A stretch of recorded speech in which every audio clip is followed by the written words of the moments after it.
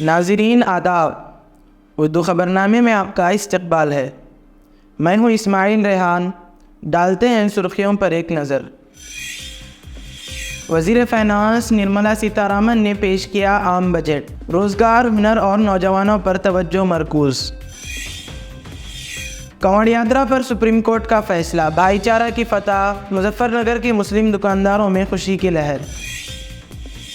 تلنگانہ کے معین آباد میں قطب شاہی دور کی مسجد کو شہید کر دیا، مقامی مسلمانوں کا سخت احتجاج، سیکریٹری اقلیتی بہبود تفسیر اقبال کی موجودگی میں دوبارہ سنگ بنیاد رکھا گیا۔ معین آباد کی شہید قطب شاہی مسجد کی تعمیر نو کا ہوگا آج آغاز، عظمت اللہ حسینی کا اعلان۔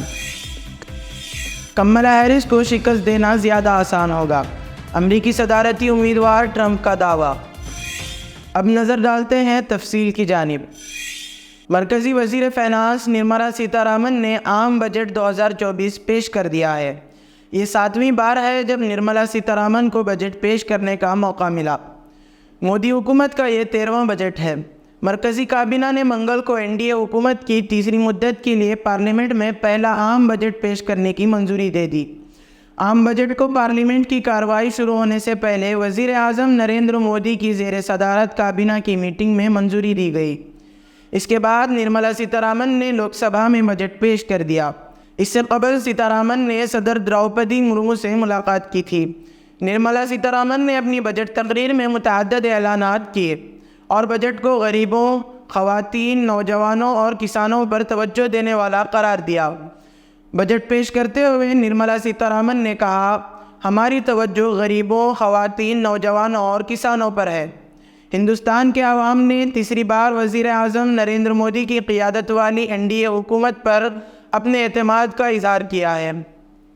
ساتھ ہی ہندوستان کی معیشت مشکل وقت میں بھی تیز رفتاری سے چل رہی ہے۔ سپریم کورٹ کے حکم پر مظفر نگر کے مسلم دکانداروں نے خوشی کا اظہار کیا ہے۔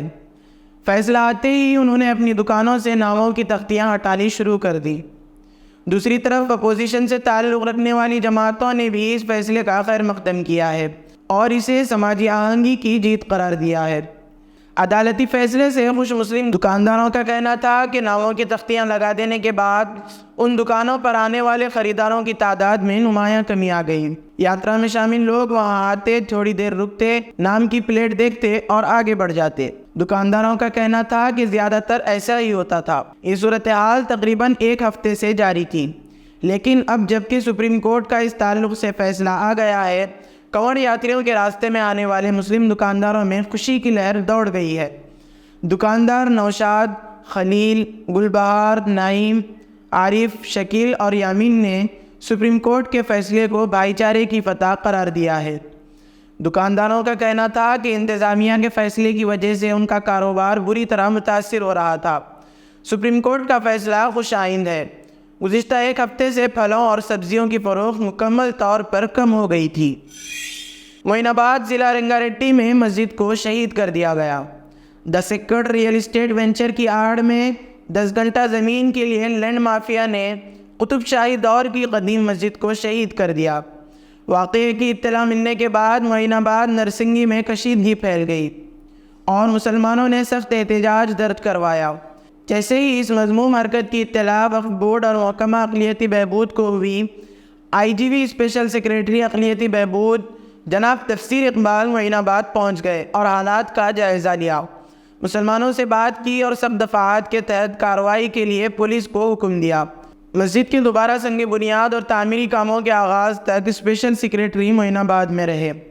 انہوں نے وقف بورڈ و رینیو حکام اور پولیس عہدیداروں کو طلب کر کے اراضی کے متعلق دریافت کیا اور پولیس معین آباد کو سخت دفعات کے نفاذ کی رہنمائی کر کے خاطیوں کے خلاف سخت کارروائی کا حکم دیا۔ اسپیشل سیکریٹری اقلیتی بہبود نے DCP راجندر نگر شرینیواس راؤ کو معین آباد طلب کیا اور معاملے میں خصوصی دلچسپی کی ہدایت دی۔ تاہم سائبر آباد پولیس نے چوکسی اختیار کر لی۔ کمشنر پولیس اویناش موہنتی نے خاطیوں کے خلاف سخت کارروائی کی ماتحت عملہ کو ہدایت دی۔ Deputy commissioner police Rajendra Nagar Srinivas Rao نے بتایا کہ خاطیوں کے خلاف سخت کارروائی کی جا رہی ہے۔ ایک JCB کو ضبط اور ڈرائیور کو گرفتار کیا گیا۔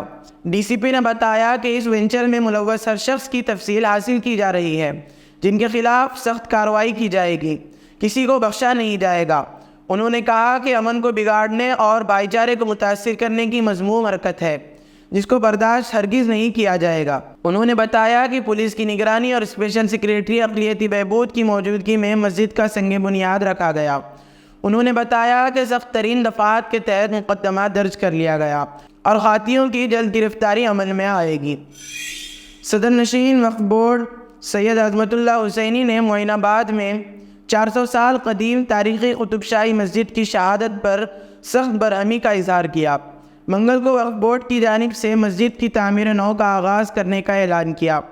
صدر نشین وقف بورڈ نے کہا کہ حکومت نے اس واقعے کا سخت نوٹ لیا ہے۔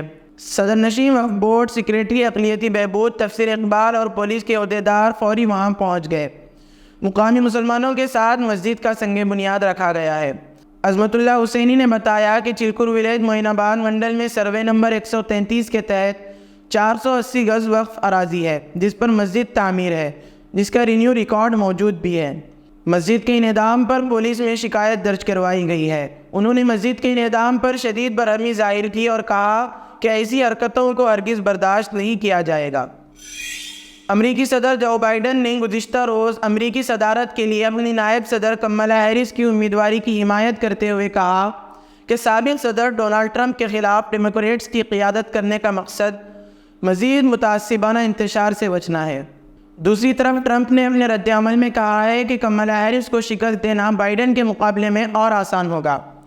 بائیڈن نے سوشل میڈیا ایکس پر کہا کہ آج میں کملا ہیرس کی اس سال ہماری پارٹی کی نامزدگی کے لیے اپنی مکمل حمایت اور توثیق پیش کرنا چاہتا ہوں۔ بائیڈن نے اپنی حامیوں سے کملا ہیرس کی مہم میں چندہ دینے کی اپیل بھی کی۔ 59 برس کی کملا ہیرس ریاستہائے متحدہ امریکہ کی تاریخ میں کسی بڑی پارٹی کی طرف سے سربراہ مملکت کی امیدوار بننے والی پہلی سیاہ فام خاتون بن جائیں گی۔ بائیڈن نے اتوار 21 جولائی کو 5 نومبر کو ہونے والے صدارتی الیکشن کی امیدواری سے اس وقت دستبرداری کا اعلان کر دیا جب ان کے ڈیموکریٹک ساتھیوں کا ریپبلکن امیدوار ڈونلڈ ٹرمپ کو شکست دینے کے لیے ان کی جسمانی اور ذہنی صلاحیت پر اعتماد ختم ہو گیا تھا۔ بائیڈن نے کہا کہ میں اپنی مدت کے اختتام تک اپنی صدارتی ذمہ داریوں کو پورا کرنے پر توجہ دوں گا۔ اسی کے ساتھ آج کی خبروں کا اختتام ہوا جاتا ہے۔ پھر کل ہوگی ملاقات نئی خبروں کے ساتھ۔ دیجیے اجازت۔ اللہ حافظ۔